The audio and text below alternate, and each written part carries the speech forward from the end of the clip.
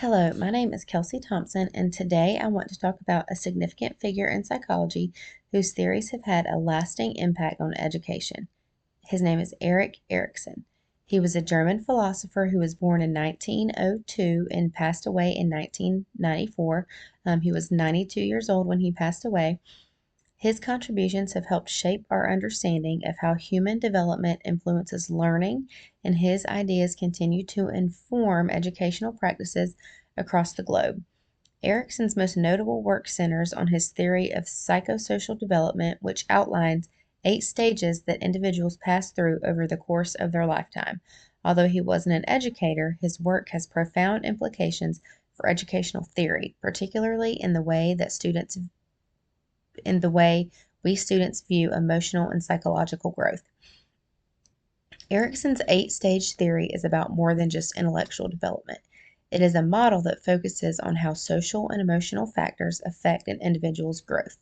Each stage represents a conflict or crisis that needs to be resolved in order for the individual to move on successfully to the next phase.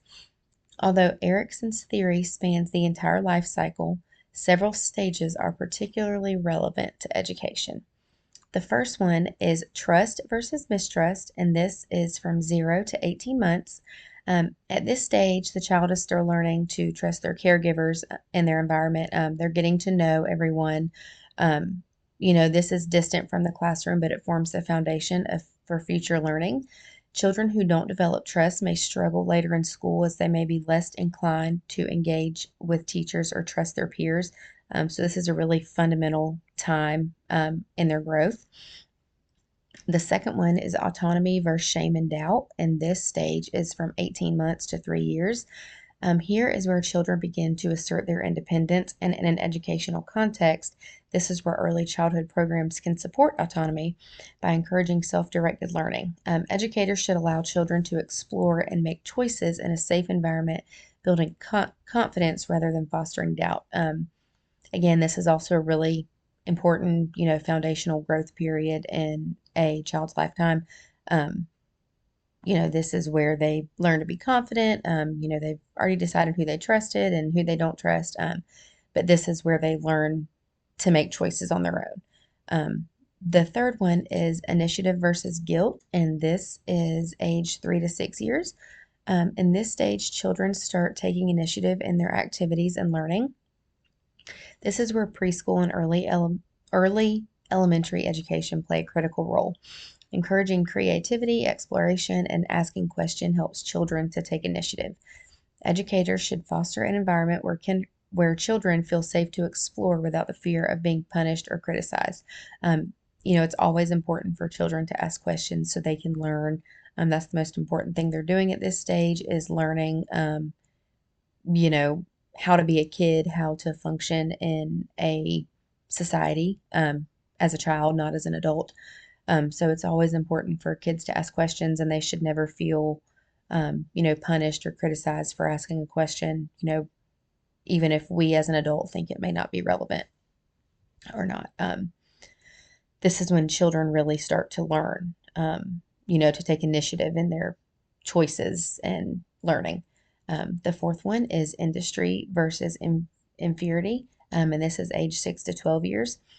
This stage is the most crucial for educators to understand. Children in this age group are really eager to learn new skills, gain recognition for their achievements. Schools are central to this stage of development as they provide the platform for students to demonstrate competence.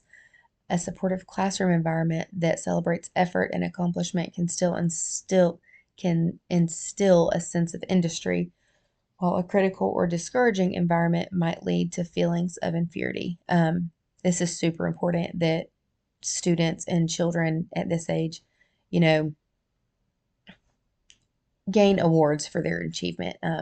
You want to feel accomplished and proud of yourself, want your family to feel proud of you for, making all A's or perfect attendance or getting a 100 on a paper, whatever the case may be.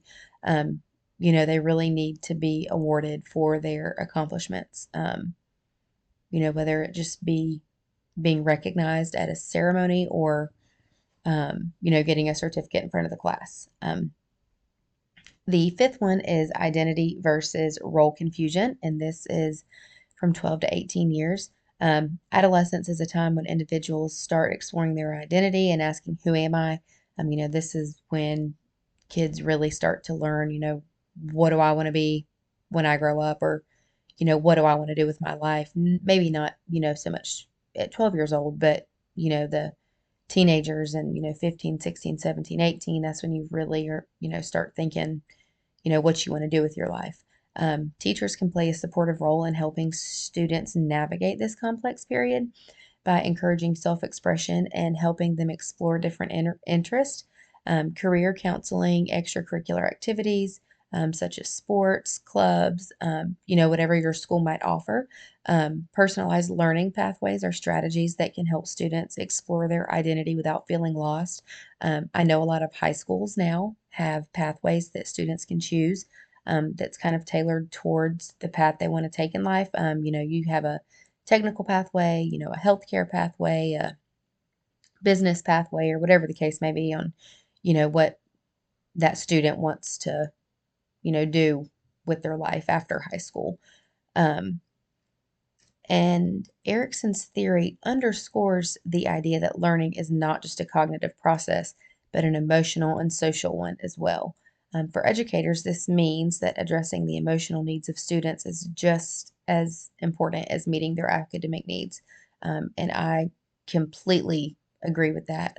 Kids need to feel understood emotionally in order to, you know, succeed at school. They're not, if they're, not okay emotionally, they're not going to be apt to succeeding in their academics.